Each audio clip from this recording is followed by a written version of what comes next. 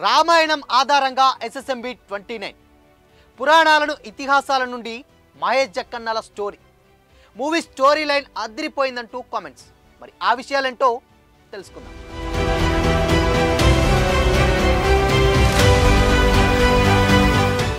Hi hello, welcome to Disha TV.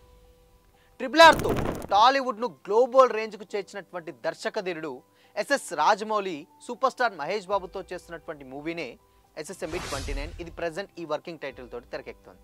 అయితే adventure బ్యాక్డ్రాప్తో తెరకెక్కుతున్నటువంటి ఈ సినిమాపై టాలీవుడ్ టు బాలీవుడ్ ఎన్నో ఎక్స్పెక్టేషన్స్ పెట్టుకున్నాయి.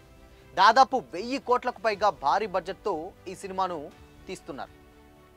కానీ ఇంతవరకు కూడా కథేంటి అన్నది తెలియకుండా చేశారు జక్కన్న. తన సినిమా విషయంలో ప్రతి విషయాన్ని చాలా సీక్రెట్గా ఉంచేటువంటి రాజమౌళి మహేష్ సినిమా కోసం ఎన్నో జాగ్రత్తలు తీసుకుంటున్నారు.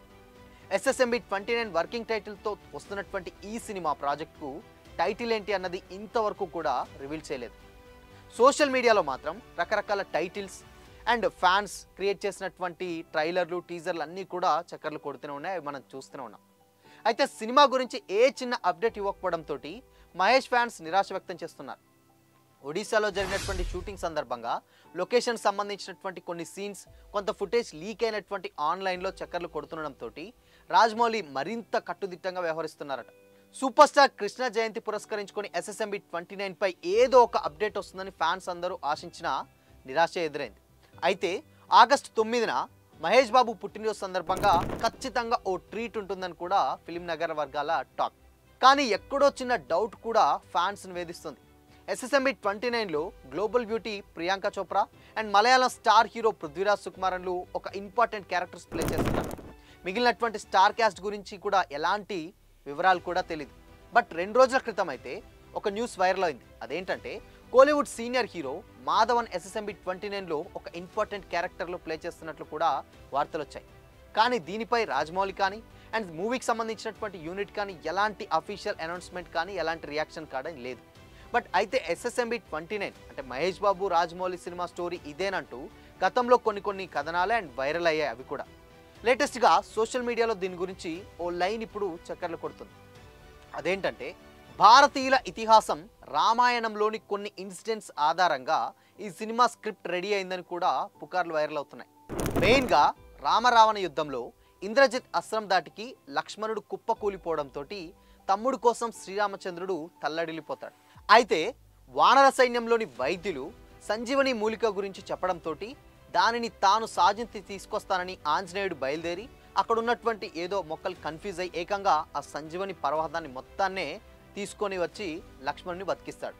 అయితే ఈ ఘటన ఆధారంగానే ఎస్ఎస్ఎంబి 29 మెయిన్ థీమ్గా వస్తున్నట్టు కూడా సోషల్ మీడియాలో వార్తలు చక్కర్లు కొడుతున్నాయి. అండ్ పైగా మహేష్ బాబు క్యారెక్టర్ ఫస్ట్ నుంచి కూడా అడవుల్లో సాహసయాత్ర చేసేటువంటి వ్యక్తిలా ఉంటుందని కూడా మూవీ యూనిట్ చెబుతుండడం ఈ స్టోరీస్కి మరింత బలాన్ని చేకూరుస్తుంది. అయితే ప్రస్తుతం దేశంలోని అన్ని ఫిల్మ్ ఇండస్ట్రీలు కూడా రామాయణం, మహాభారతాల ఆధారంగా సినిమాలు తీస్తుండడంతో అండ్ రాజమౌళి కూడా అదే దారిలో వెళ్ళాడా అంటూ కూడా నెటిజన్స్ కామెంట్స్ అయితే చేస్తున్నారు. మరి దీనిలో ఎంతవరకు నిజముందో తెలియాలంటే ఎస్ఎస్ఎంబి 29 నుంచి వెళ్ళి టీజర్ అలాంటిది ఏమైనా రావాల్సిందే. అండ్ అప్పటి వరకు కూడా సోషల్ మీడియాలో ఇలాంటి గాసిప్స్కి అంతే ఉండదు అండ్ అవి వస్తూనే ఉంటాయి. సో మొత్తంగా ఇదే కాదు, ఇప్పుడు ఎస్ఎస్ఎంబి 29కి సంబంధించినటువంటి స్టార్ క్యాస్ట్ ఏదైతే ఉన్నారో దానికి సంబంధించిన కూడా కొన్ని వార్తలు అయితే వైరల్ అవుతున్నాయి. అదేంటంటే రీసెంట్గా తమిళ్ స్టార్ హీరో విక్రమ్ని అప్రోచ్ అయినట్టు, అది కూడా ఒక మెయిన్ విలన్ క్యారెక్టర్ ఒకటి ఉంటుంది. సో అది విక్రమ్ని అప్రోచ్ అయినట్టు, బట్ విక్రమ్ అండ్ విలన్గా చేయడానికి ఇష్టపడకుండా ఆ క్యారెక్టర్కి నో చెప్పారన్న కామెంట్స్ కూడా ఇప్పుడు సోషల్ మీడియాలో వైరల్ అవుతున్నాయి. అయితే గతంలో కూడా నానా పటేకర్ ఏదైతే బాలీవుడ్ స్టార్ యాక్టర్ ఎవరైతే ఉన్నారో నానా పటేకర్ కూడా దాదాపు 20 కోట్ల వరకు కూడా రెమ్యునరేషన్ ఇచ్చి ఆ క్యారెక్టర్ని అప్రోచ్ అయితే ఆ క్యారెక్టర్కి ఆయన న్యాయం చేయలేనని చెప్పేసి చాలా సున్నితంగా రిజెక్ట్ చేశాడన్న వార్తలు కూడా వచ్చాయి. బట్ బీటౌన్ మీడియా ఇది టాలీవుడ్ మీద కావాలని చేస్తున్నటువంటి కుట్ర. రాజమౌళి లాంటి దిగ్గజ డైరెక్టర్ ఎవరైతే ఉన్నారో ఆయన వెళ్ళి అడిగినా కానీ నానా పటేకర్ ఒప్పుకోలేదని కూడా ఇలా చీప్ పబ్లిసిటీ కోసం ఇలా చేస్తున్నారన్న కామెంట్స్ కూడా వచ్చాయి. But Tamil star hero Vikram కూడా ఆయన విలన్ క్యారెక్టర్ గతంలో చాలా ఇలాంటి క్యారెక్టర్స్ చేశారు. బట్ ఇలాంటివి చేస్తే మేబీ మొనాట్ వచ్చేస్తుందా లేదంటే ఏదో తెలియదు, కానీ హీరోగా కంటిన్యూ అవుతున్నారు. కాబట్టి ఎస్ఎస్ఎంబి 29 లాంటి మెయిన్ మూవీలో కూడా ఆయన మేజర్గా ఉన్నటువంటి క్యారెక్టర్ అయినా కానీ ఆ క్యారెక్టర్ రిజెక్ట్ చేశారన్న కామెంట్స్ కూడా వినిపిస్తున్నాయి. సో చూడాలి. బట్ దీని మీద అఫీషియల్ అనౌన్స్మెంట్ అయితే లేదు. బట్ వర్కింగ్ టైటిల్ మాత్రమే SSMA 29 అనేది దాని మీద షూట్ జరుగుతుంది. మరి అది మైథాలజికల్గా అంటే పురాణాలని రాజమౌళి ఇతిహాసాలకు లింక్ పెడతాడా, లేదంటే కౌబాయ్ క్యారెక్టర్ అన్నారు. బట్ ఇది రెండూ ఉన్నాయి. ఉంటేనేమో కంప్లీట్గా పురాణాలకు లింక్ పెట్టేటువంటి ఒక స్టోరీ ఉండొచ్చు. లేదు అంటే మాత్రం ఒక ఫ్యూచరిస్టిక్ స్టోరీ, అంటే ఇప్పుడు 2025 అంటే మేబీ 2070 అలాంటి జనరేషన్ ఉంటే మాత్రం పాస్ట్కు అండ్ లేకపోతే ప్రజెంట్కి, లేదు అంటే మాత్రం ఆ రెండింటికి లింక్ పెడితే డెఫినెట్గా ఆల్రెడీ కల్కి చూసాం. కల్కిలో ఇలాంటి ఒక జోనర్ మనం చాలా నెవర్ ఎక్స్పెక్ట్ స్టోరీ అండ్ అది కూడా చేసి చూపించారు నాగార్జున.